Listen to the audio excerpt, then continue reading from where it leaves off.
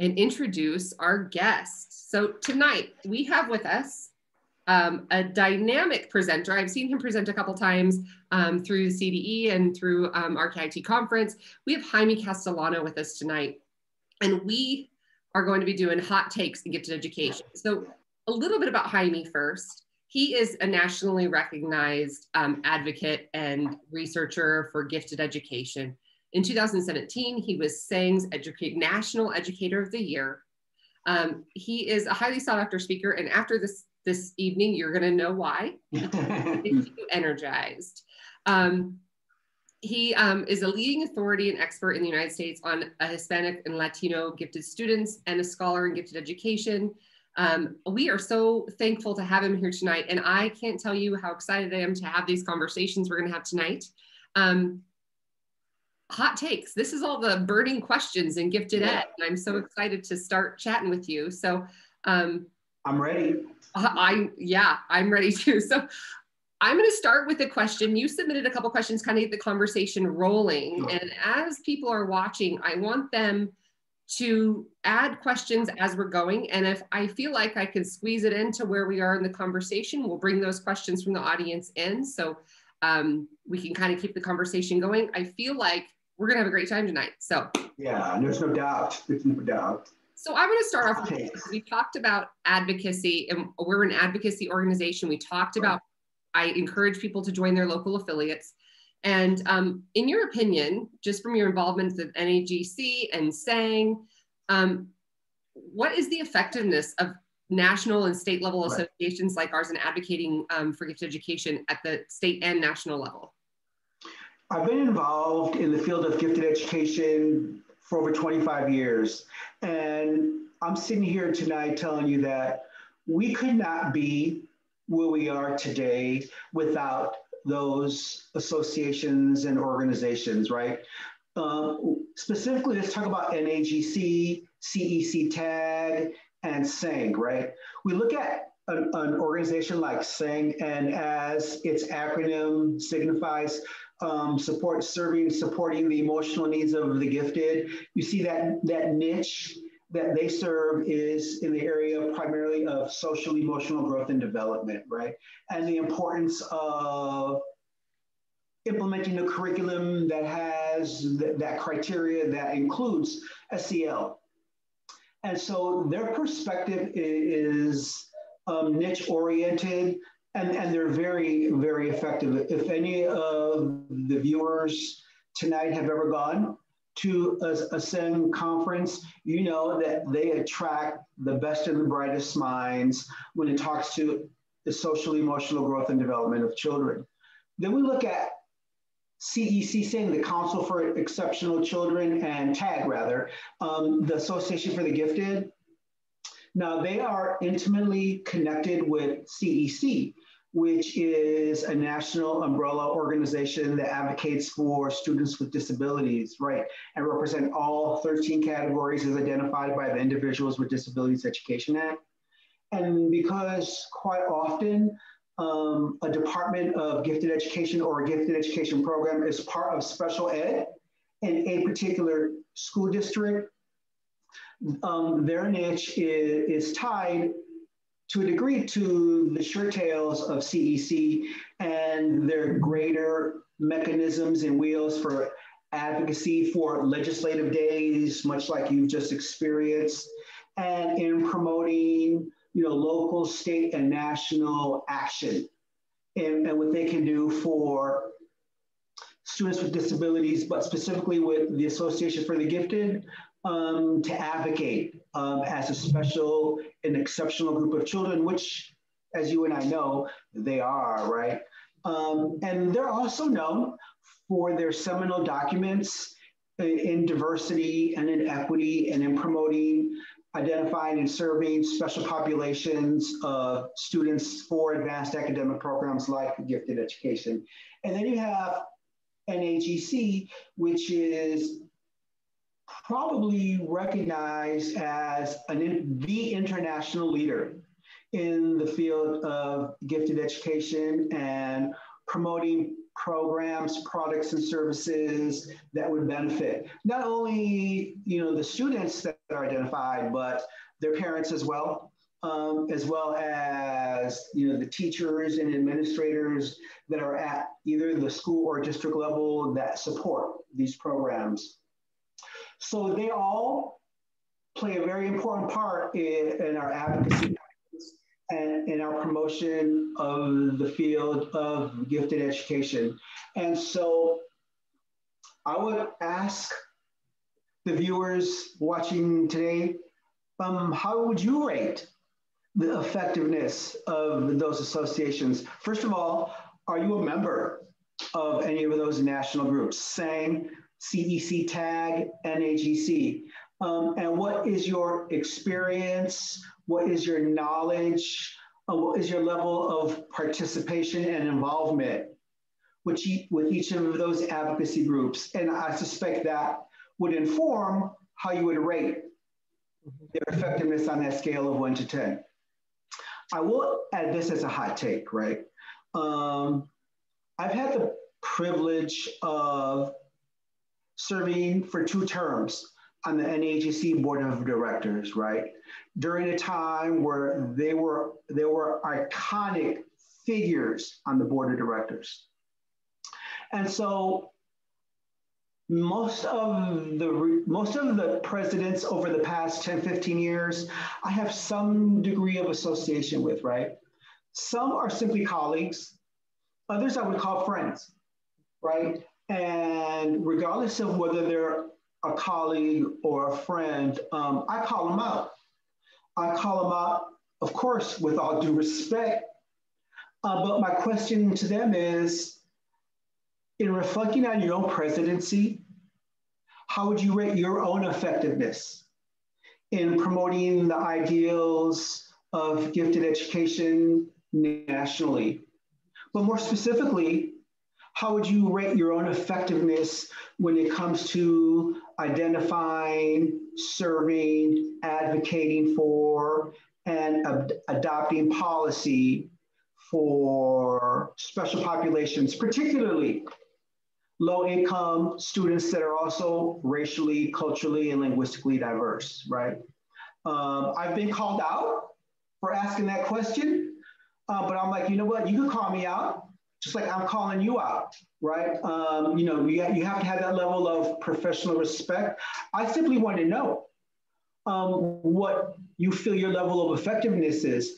And for those who say, well, I would say I'm very effective. I was very effective in my role as president of NAGC or president of SENG or president of CEC-TAG. I'm like, well, that's great. So then the next question that needs to be asked, Miranda, is where's the proof? Where's the supporting evidence? Okay, what can you cite as absolute proof that your effectiveness in your role to promote equity, inclusion, and diversity in the field that you and I have devoted our lives to? I think that's a really good point, because I feel like, from day to day, we're all very busy and we feel like we're being effective. I told you earlier, I was part of a grant to try to increase equitable representation. And it's something I've been working on for a long time, and it's slow work and it's slow progress. And we have to constantly reflect and say, what could I do differently? How could I be more effective? Because I think if we say we're comfortable with being very effective and walking away from it and saying I was very effective, but in my opinion, I don't think enough has changed. And so what can you do? Like, I think you're great. Like, pushing people to be reflective is important, and it's not a criticism. It's just pointing out that we have more work to do. Even in my work with my undergraduate and graduate students at the university who tell me, yeah, I got what it takes to be successful. I'm very confident in myself. And those are all laudable traits to have. But then my next question is, okay, what's your proof, Matt? Show me. Show me the money.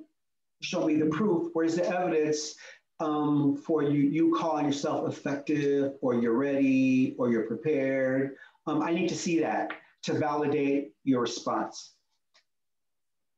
And you actually have some comments on here about people talking about the things that they've been working towards doing in advocacy for gifted ed. So, you know, I think it's powerful to have these conversations about how are we impacting it, how are the leaders impacting it, but then also like how are people who are involved in these conversations affecting things at a bigger level. You know, I think quite often you have to start asking the difficult questions. You have to ask those open-ended, inquiry-based questions that often leave people wondering and thinking about the question with the hopes that that reflection informs change. I think that's, so I want to move on because I'm seeing so many of these other questions, and I see people talking a lot about how they're working towards developing diversity models and those kind of things. So I want to kind of talk about that. And this is something that is part of our advocacy in increasing identification of our low income and our culturally linguistically diverse students. And part of that is assessment. Why is assessment, like I've been feeling this for 8 years. I'm like, and you've been feeling it for longer. Why does assessment continue to be a conundrum in gifted education for identification of those students? Yeah, you would think that there would be a simple solution to the whole identification piece, right? But it's not. As a matter of fact, people, even scholars in the field, get very passionate. And my experience lately from colleagues in the field, scholars in the field, people that we look up to in the field, they're like, look, I'm tired of talking about assessment, man. Let's move on. Let's talk about equity. Let's talk about culturally relevant curriculum. Let's talk about getting parents involved. I'm like, whoa, wait a minute. You can't do any of that unless those kids are identified first, right?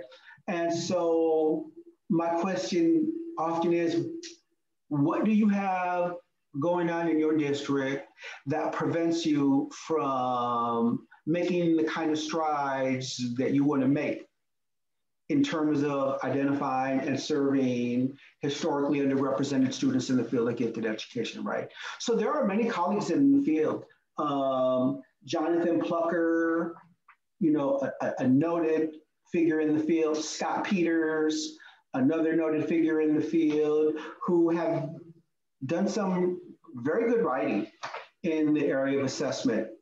And they ask two very good questions, or they bring up two very good points in terms of what we can ask directors of gifted education, superintendents, and governing boards. And so those 2 points, those two questions would be, are you using different tests to identify historically underrepresented students, or how can you use tests differently within your district to promote more equity and more inclusion? And so what I mean by that is, for the longest time, and it is documented over and over and over again, about how in the past, and even to this day, kids that are racially, culturally, and linguistically diverse, come from impoverished backgrounds, come from the hood, come from the barrios, come from the trailer park, come from the ghettos, and they are given a verbally intensive, language-rich IQ tests like the Stanford-Binet or the Wechsler scales, right? And so for the vast majority of those students, they fail to meet eligibility requirements. And so when we talk about use different tests, the tests that quickly come to mind are the nonverbal measures of ability, right? The nonverbal measures of intelligence. And thankfully, there are a number of those types of assessments available to help level the playing field, if you will, to identify more students. And so school districts need to look at their student population and let that data set help inform the types of tests selected to be administered to given populations within your school district, right? And so that's an example of use different tests. Yes. I know that as a building principal, and as a district office coordinator and director of gifted programs, I always made sure that the psychologists or the folks that I worked with were able to administer both the traditional IQ tests, but then, you know, a non-traditional IQ test. And my direction to the psychologists and the other staff who administer these assessments, use the results of whatever test is going to get the kid in the program. Mm-hmm. Okay, so there is some flexibility there. And then in terms of use tests differently, we talk about, all right, you know what, if you're a coordinator or a director in a district where, you know, you're only given limited opportunity to use different tests, well, then use what you have, but use them differently. Use the CAGT, the Stanford-Binet, the Wechsler scales, and develop local norms for your subpopulations. If you promote local norms, you're always going to have a percentage of students that will gain access to your programs. And my friend and colleague, Donna Ford, has developed a formula that would help school districts with that in that regard, right? So it's key that if you cannot use different tests, use the tests you do have differently. And then we talk about the whole idea of universal screening, right? That seems to be a very positive trend in the field. And I recall doing universal screening 10, 15, 18 years ago before it was even a thing, and being lambasted by everybody for doing that. The most pressing argument that they would use or try to use on me would be like, that means you're going to over-identify. I'm like, hey, can you ever over-identify a smart Black kid or a smart Hispanic kid or a smart Native American or a smart poor kid? Can you ever over-identify those kids? And so, you know, that often will leave them speechless, right? I would be lambasted because, well, if you do universal screening, you are going to capture more underrepresented kids, but you're also going to capture more white kids. And I was like, so? What's the problem? If our focus is to do what's in the best interest of the student and not what's most convenient for us, then yeah, okay, it doesn't matter that you identify more white kids if you do, you know, universal screening. And so that's a very important consideration to make, right? And then let me offer one last example, right? Who administers the darn test? Mm-hmm. Okay, so historically, what was used in the history of the field was primarily the Stanford-Binet and the Wechsler scales, right? And you had to be a licensed psychologist to administer those assessments. Well, here's the example I'll offer you now. With my own son, who was a third grader and was pre-identified, right, as gifted. So they put him in a special class with a teacher trained in gifted ed, and the goal was to accelerate the kids as much as possible. So when they were given the formal IQ test at the end of the year, they would qualify for the program officially, right? And so I remember my son coming home one day telling me, as some lady came to our school, she came into my classroom and she wanted me to go with her. And I'm like, well, what did you do? He said, I didn't go with her.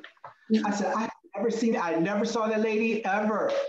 And all of a sudden she wants to come and pull me out of my class. I don't even know who she is. But he had such a good relationship with his teacher that she convinced him to go, right? And so he goes with this psychologist, a white female psychologist. And he was in a school primarily with African-American and Hispanic kids. And those were the kids that were in that third grade pre-gifted class, right? So he tells me that she walked him to the other side of the building, into the special ed wing where they had classrooms for students with behavior disorders and that were emotionally disturbed. And as they were walking down that corridor, kids were throwing tantrums, there was cussing, there was a lot of yelling going on, there was an adult security presence.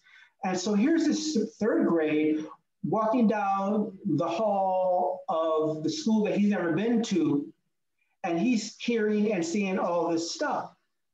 And so he goes in and she gives him this assessment. And of course he didn't do well, right? And so at that particular time, I happened to be one of the directors of the gifted program in the district, right? And so when that psychologist tested, I think there were like 14 kids in that class, tested them all, only one of the 14 students became eligible for the gifted program. And the teacher was incredulous. How could that be? She told me something's not right, because historically, she had a percentage of 80, 90% of those kids formally gaining eligibility status for the program, the district's program. And so I brought this up to the principal. And so the principal thought it was kind of fishy too, right? I had been a principal in that district before, being the director. And so I knew the principal. And she was like, yeah, Jaime, something's not right. And so then I brought this up to the director of psychological services. And when that psychologist found out that I had done that, she was very upset with me, very upset. But I was like, you know what? Be upset. I don't care. I don't know you. You don't know me. All I know is that, you're messing with my son. We're going to take care of business, right? And so I requested, much to her chagrin and much to her protest, that another psychologist, this time of color or bilingual, retest that whole class. And so after some political maneuvering, we were able to do that. Mm-hmm. And lo and behold, don't you know that 13 of the 14 kids gained eligibility status for the district's gifted program, right?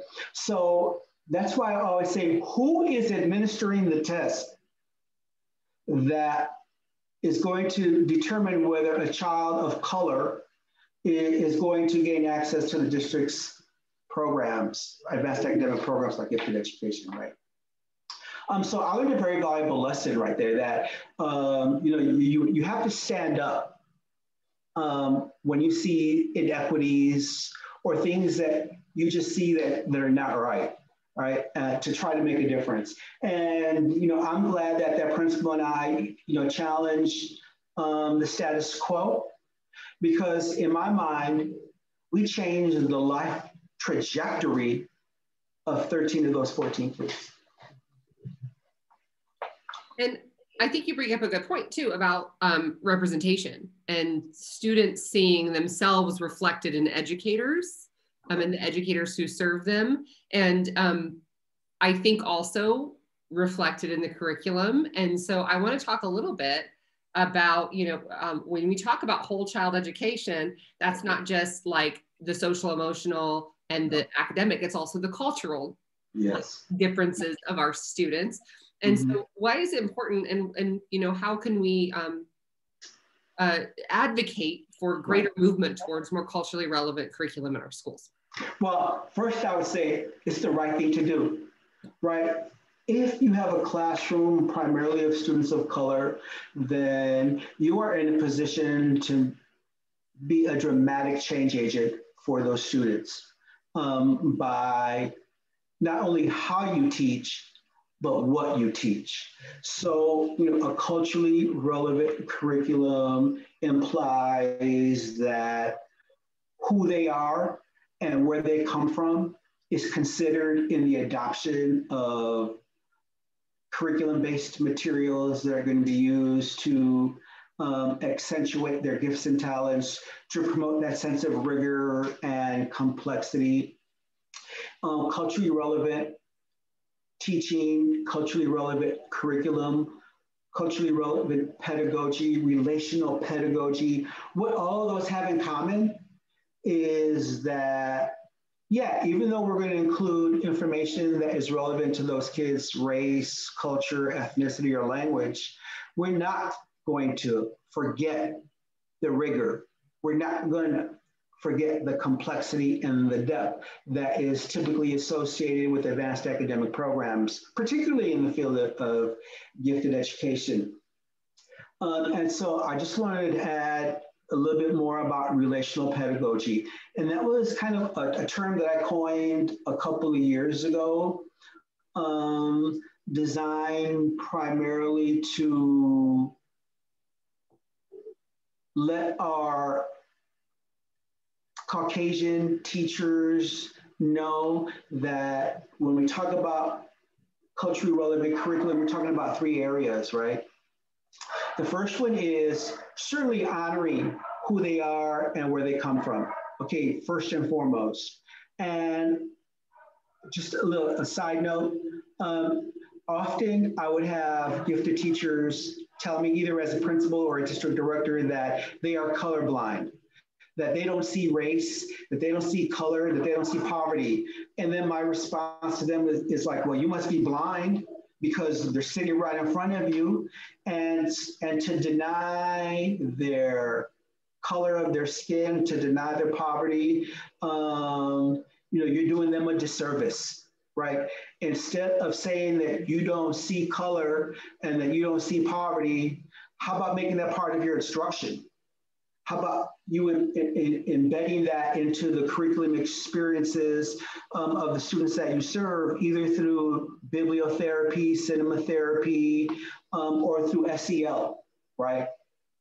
You have to be able to acknowledge that. And when it comes to curriculum and instruction, I have to ask, how culturally competent is the teacher?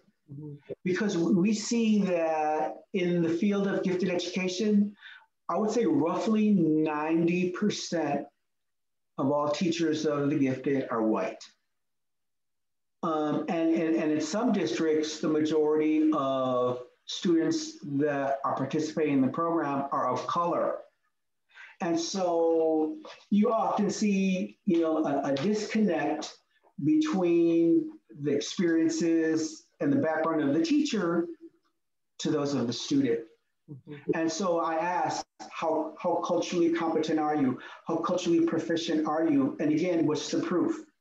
Where's the evidence that you are what you say you are, right? And so that's very important. Understanding who they are and where they come from, and then making sure that, yeah, they may be poor, they may be of color, but that doesn't mean that they cannot think critically and problem solve.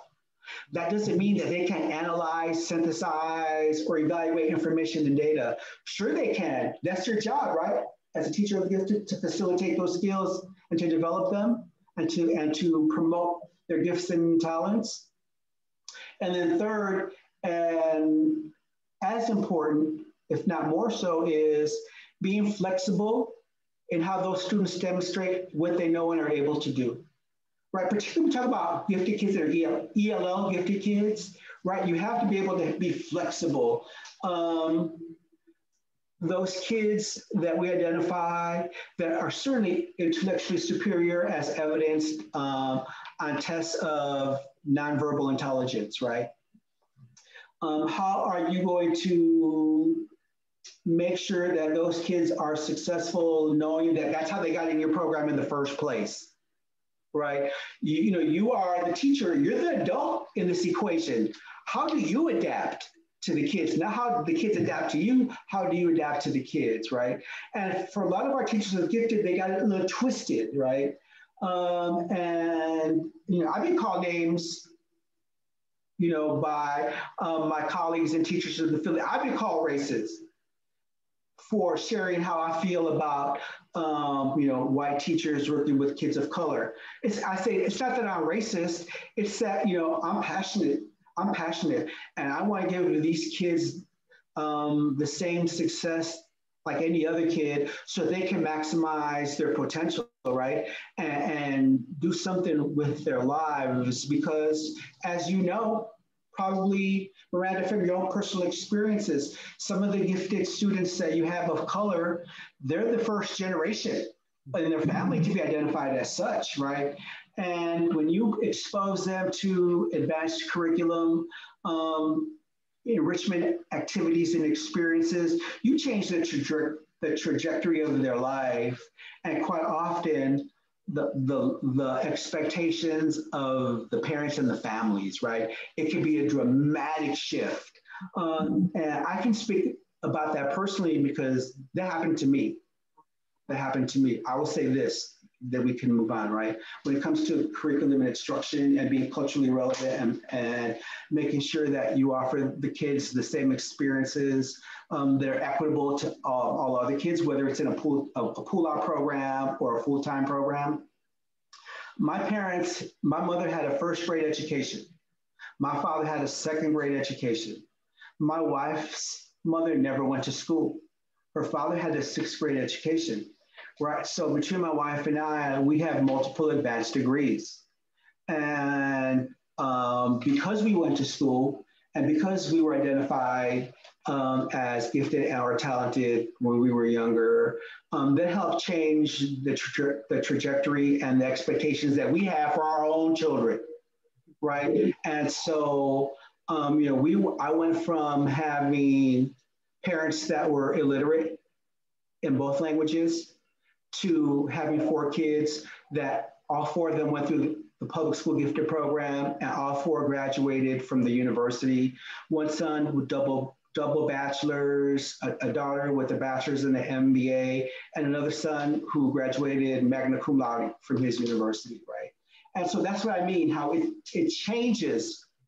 It changes for generations and generations. That is why we have to be culturally relevant and promote culturally relevant pedagogy, making sure that we honor who they are and where they come from.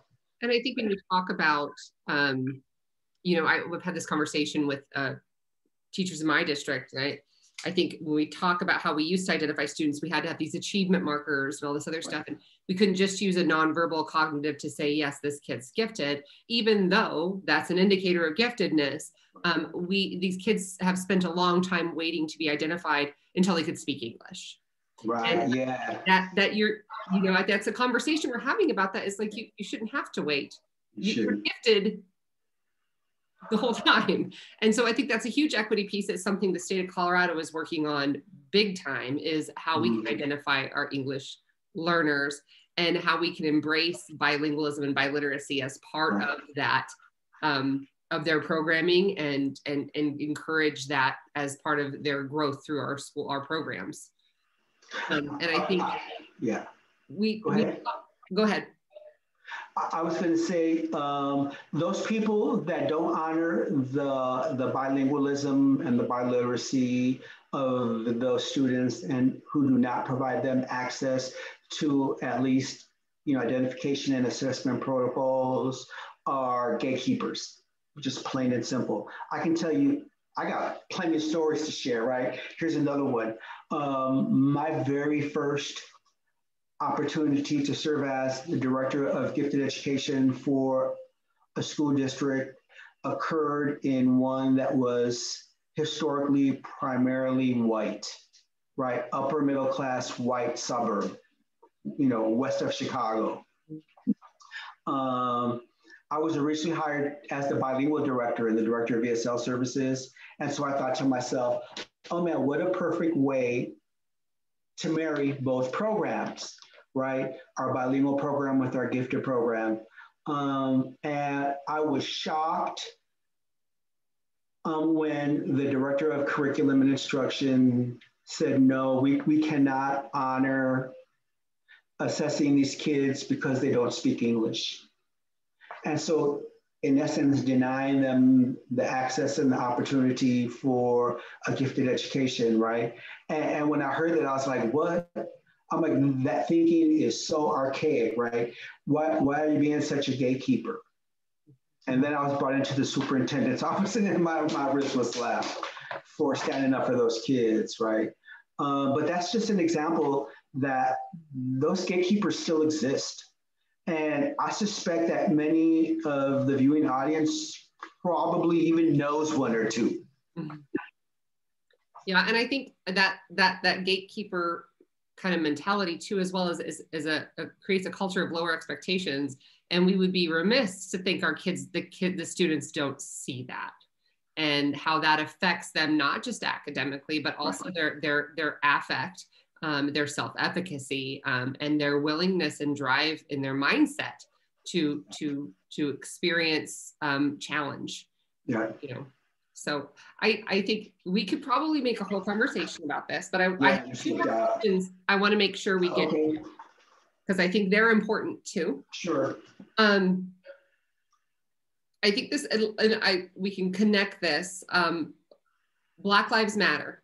Yeah. This last summer, it's been a movement for some time. It really gained some steam, and you know, just with George Floyd and so many other terrible incidents that happened over the summer. And I think it's important that we acknowledge these movements. And how can the field of gifted education be involved in elevating this movement? You know, when I first thought about that particular question, the first thought that came into my mind is we pledge allegiance, right? Like we pledge allegiance to the flag. We have to pledge allegiance to the Black Lives Matter movement in gifted and talented education. African Americans, Black Americans continue to be one of the most under-identified and underserved populations in the field of gifted education, along with Hispanic, Latino students, and Native American students.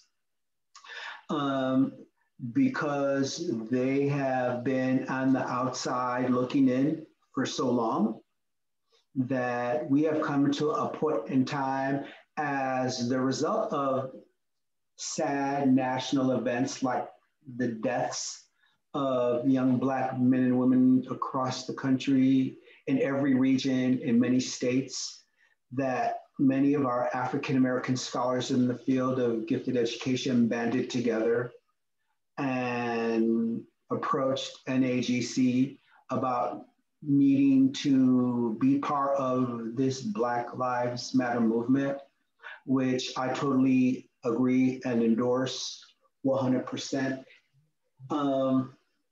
What we have to do as the field is present what we call equity-centered analysis, right? In terms of what we're doing in the field of gifted education.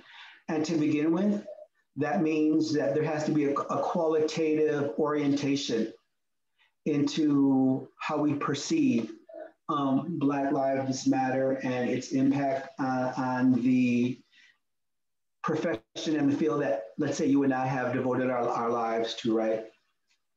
And so one of the first things that we need to do in our Black Lives Matter movement in gifted education is to ask our gifted Black students about their educational experience, first and foremost. And in the books that I've written on special populations, where I've invited African American scholars to write a chapter, you know, about Black Americans or African Americans, you know, there's a few pages here, a few pages there, but in recent publications and in our national movement and in our national conferences, we're seeing more and more emphasis on Black Lives Matter, right? And then we also have to, you know, not say what's wrong with the Black gifted kids. We have to say what's wrong with the system that's preventing our African-American gifted students from actualizing their true talents and abilities, right? So it's not the kids, but it's the system. And so I'm going to loop back around to identification and assessment. The more you identify and assess, the more kids you're going to have, right? And that goes to the benefits of universal screening and just blanket test everyone. And typically that's done with a nonverbal protocol. But I will share a lesson learned story, right, about that very topic in terms of, I used a nonverbal intelligence test, and I tested all the students in one district, grades K through 7, right? And we identified about 42 new students that had never been identified before, right? But lo and behold, when we did a data analysis, we found that the students that we thought prior to the assessment were our most gifted and talented kids. None of them gained eligibility status, none of them. And we were like confounded. We were like, what happened? Here this kid, you engage this kid and you're like, there's no mistake in the kid is gifted, right? The way he presents himself, the way they talk, the critical thinking and the problem solving. And so I was like, no, we did something wrong. What happened? What happened? When you give a nonverbal intelligence test, one of the reasons I like them so much is because they can be given by the classroom teacher with the proper training, right? And that's what I did. I trained all the teachers on how to administer those assessments. And so when we sat down, which included elders of the community, and tried to figure out what happened, it was like, that light bulb went off. All the kids that we thought were gifted but did not meet eligibility status with the nonverbal was because their primary intelligence was verbal linguistic. Yep. And so I said, okay, psychologists, retest those 12 kids, those 10, it was like 10, 11 kids. And not only did the psychologists retest using the Stanford Binet, but also in the language of the kids. And so as a result of administering that traditional IQ test, all of them became eligible. So I learned a very valuable lesson that experience. And that was from that day on, whenever we test a kid of color or that is low income, we're going to test with both. And we're going to use whatever result deems that kid eligible. Another thing that we did to help promote equity, inclusion, whenever we got a new student into my school or my district, they were automatically tested for gifted and talented. We did not even wait for a referral. We just asked the mom or dad to sign the paper that gave consent. And so that prevented any kind of delays, right? And so for us, that was very important. And that was a way that the districts that I've been associated with, either as a principal or a district director, helped increase our numbers of underrepresented kids. I think you make a really good point about as we have people who can act as gatekeepers, I think when we limit our available assessments and don't look at multiple ways to assess students for giftedness and using available assessments that are already given at the district level to inform further testing or use them as indicators and identifying data, I think we create gatekeepers by not broadening our pool of assessments that are available. And I think we're getting better at that. I know the state of Colorado has a huge matrix of available assessments and nationally normed assessments that we can use. But I think you have a great point in that, like, we gotta widen our search, and we have to recognize the many different facets of giftedness. And so that brings me to the last question. I think Okay. it's all we're going to have time for, and then we'll open up a little bit of time for audience, but I think you have some information you want to share at the end, so I don't want to cut into that time. But we actually had a conversation on our page underneath a article about normalizing giftedness and like normalizing that word, so it wasn't such a threat. And we actually got somebody from Virginia who was on our page who contacted us and said, I need to talk to you about this. I need to talk to you about the language we use around giftedness and why the G word causes some people such, they reject it, you know, or they push back on it. And you submitted a question. I was like, this is perfect timing about it being gifted as being undesirable or viewed as a pariah, or, you know, I've had a couple instances where someone told me, I think it was in this conversation, that, oh, we don't believe in giftedness. Despite 100 years of research on that type of neurodiversity, we are choosing not to believe in that science. So can you talk a little bit about that and a little bit maybe about what we can do to help address it? Sure.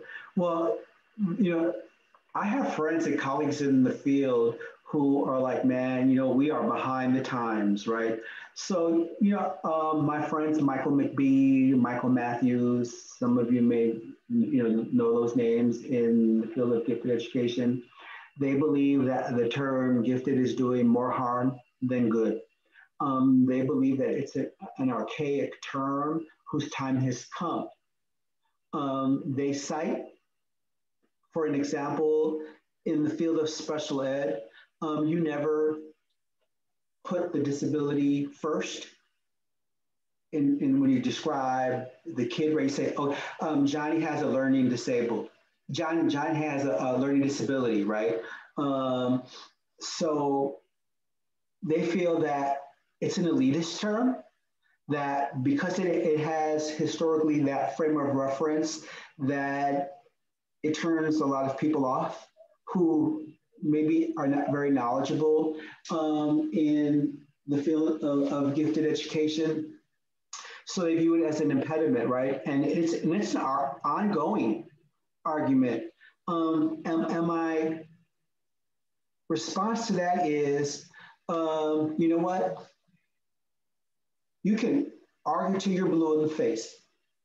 If it's not written in policy, if it's not written in legislation, it's a moot conversation, right? You know, you are letting us know how you feel, and you know, we will give you that platform. We'll offer you the respect, right, of sharing your opinion about the term gifted. Look, there's not even a national definition for gifted. A lot of people believe that there is. A lot of people believe that there isn't. Even in the professional writing that I do and that I've read, some will say there is, some will say there isn't. And so I'm like, well, you know what? Let me go on the NAGC website and see what they got to say. And guess what? They made up their own definition. Okay, so I'm like, well, that should be proof enough, right? That there's no national definition. I personally have no problem with the term. And quite often, and we may have discussed this previously, but I will say that when I think about the term gifted and those who are promoting an agenda that it is elitist, that it is leads to disenfranchisement, that it is an impediment, that we are behind the times. All that rhetoric is coming from our white colleagues and our white scholars. I don't hear any of our African American, our Black, our Hispanic, or our Native American scholars in the field mentioning anything about the term, right? So I'm like, you know what? If it's not in policy, if it's not in legislation, there's nothing you can do, right? If the way the books are written, in the Javits grant even, the term gifted is prominent. And so I think it's like beating a dead horse, right? You're not gonna get nowhere. However, if you are hell-bent on changing the term gifted, what do you propose? What are the alternatives? And then what does it take to influence the legislators in Colorado, the legislators in Florida, to strike that word from all the books and to replace it? You know how long, tedious, and cumbersome that's going to be? And then all you need is just one legislator or policymaker to say, no, I'm not down with that. It's not going to happen. Or even, okay, here's what I will say. You know, I heard you say that you guys just had a legislative session where you know, virtually trying to influence the legislators in Colorado to help support the infrastructure from their level to support gifted education. My experience with legislative days and promoting advocacy at the decision-making level at the government, whether state or federal, is that 9 times out of 10, you're talking to a legislative aide, okay, and not necessarily your congressperson or your senator, right? And so that just adds to the mud, to the mix. You know, it's not black, it's not white. There's a lot of muddy waters in between. Will it ever change? Don't know. But I'm here tonight saying that I personally have no problems with the term gifted. And my colleagues that do, you know, I respect them enough to give them their platform to have their say. But I don't see any local, state, or national coordinated movement to change that term. I don't see any. And I don't see any in the foreseeable future either. And I think, I don't know, I struggle with it too, because I understand like where some of the perspective comes from with elitism, but I live this, you know, and we know that these students have qualitatively different needs, just as students on the other end of the cognitive spectrum do. And we work with these students every day. We see their needs, not just their academic, but their social emotional needs and how they are different. So I appreciate you addressing that. I have if it ain't broke, don't fix it. Right. And I absolutely sums it up. There is a question, Lauren Tilly King is seeking your advice on, maybe in briefly, because I want to get to your news and your publications. How can we recruit more, what are some tips, or like how we can recruit more gifted teachers of color, especially those who are bilingual? Right. First of all, you have to identify, if you talk about within the district, you have to identify the pool of teachers that are African-American, that are Hispanic or Latino. And the best approach is the individual approach, whether it's a teacher of the gifted, whether it's a principal, whether it's the gifted coordinator or director. It's got to be almost like a one-on-one. There are some districts and some movements that have had limited success, but quite often it's like finding a needle in a haystack, right? I know that in one of the districts that I've worked with, to identify those teachers as candidates, we provide a financial incentive to get the endorsement. And then once they get the endorsement, they will get another financial incentive that is part of their pay schedule. And so that's how, and word of mouth, okay? There's no magic wand. I mean, because there's so few of us out there, okay, it's very difficult. And I think that it's, you make a point too, that individualization, like building relationships. And we have a dual immersion program in one of our schools in our district. And it's definitely about building relationships and awareness. I had an EL teacher. She was an EL teacher at a different school. Tell me today, gosh, I wish I would have known all this stuff about how we could identify English language learners and how those gifted English language learners might present themselves in the classroom. Because she's like, I had several kids, and she named a bunch of kids. I went and looked at their scores in high school and their grades and their performance. And I'm like, yeah, we missed him. We need to go in and I need to sit with him to jot down his name. And she said, you know, I think she's part of the grant that we're doing. And she said, I'm so appreciative of hearing this now. She goes, I wish I would have heard it 5 years ago, but I'm hearing it now and we're working on it. And I think building those relationships is super important. It is key. So until Lauren says, thank you. There are probably 1,000 more questions we could ask about today, but it is 5:57. Right. And it's dinner time. So I want to share, you have a couple things you want to share. I know you have some publications coming out and you might have some interesting news for us tonight. So I would love to hear what you have to share.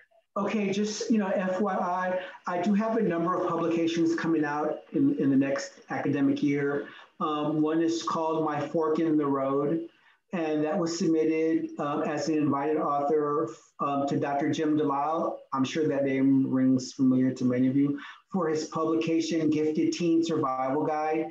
And that will be in late 2020, early 2021. It's either Proof Rock Press or Free Spirit. I have another, it's almost like an autobiography, if you will, called Body O Boy, that I'm submitting as a co-editor for a book where some of the male scholars in the field have gotten together to share their stories. So that'll be coming out in either late 2020, early 2021. I have a chapter coming out titled Opening the Doors for Gifted ELLs Through Self-Advocacy. I just penned an article for the Bridges Academy, which is a residential school for twice exceptional students in Los Angeles, titled E, 2E, and 3E, Cultural Factors and Considerations in Identifying and Serving Gifted Students of Color with Other Exceptionalities. And then let me just end, if I can, with some breaking national news, right? So I'm really excited to report that I, along with Donna Ford, Tara Grantham, and Dina Bruyes, sent a proposal to NAGC for a National Leadership Summit on identifying and serving Black and Brown gifted students, Black Lives Matter in gifted education. They were very excited and they approved it. Okay, they were so excited about it. Our proposal was to include it as a pre-conference institute in Colorado the day before NHE, before the actual conference, right? But they were so excited. They're like, no, we're not going to wait. We're not going to wait till the conference. We're going to plan for it to happen this summer. And so there's going to be two strands. One is the Black Lives Matter movement in gifted education, and the other one is the Hispanic diaspora in gifted education. There'll be a primary focus on African Americans and Hispanic Latinos. You know, Donna's going to speak, Tarek's going to speak, I'm going to speak, Dina, as well as other African American and Hispanic scholars in gifted education.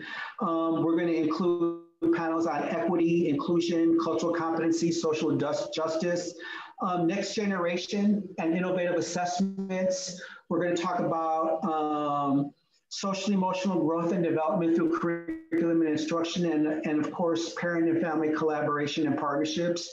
But you know, when you mentioned your legislative session, I thought to myself, that needs to be part of this, right? How do we promote legislative advocacy to ensure that equity and diversity exists in our field and in our districts? So that's the breaking news, man. We'll be looking out for more information regarding this National Leadership Summit on identifying Black and Brown gifted students. And you said sometime this summer. Yeah, sometime this summer. And will it be virtual or in person or hybrid or? It's probably going to be virtual at this point. But little birdies told me that that'll probably be one of the last virtual conferences that NAGC offers. Okay, you didn't hear it from me, but I'm so excited to see people in person at conferences and just like miss it so much. Yeah, That is some awesome news. And it sounds like so many cool strands. And because our district has a lot of Latino students, and so it makes sense to have a strand so that I can get more support when it comes to that. But there's plenty of districts that are more predominantly Black or African American who could go to those strands. But that sounds so exciting. We are so excited. And we will all be looking and sharing that as soon as that becomes advertised more broadly. That will be shared on our Facebook page and on our other sources and resources as well. So this is going to give us a platform to put our African American and Hispanic Latino scholars front and center.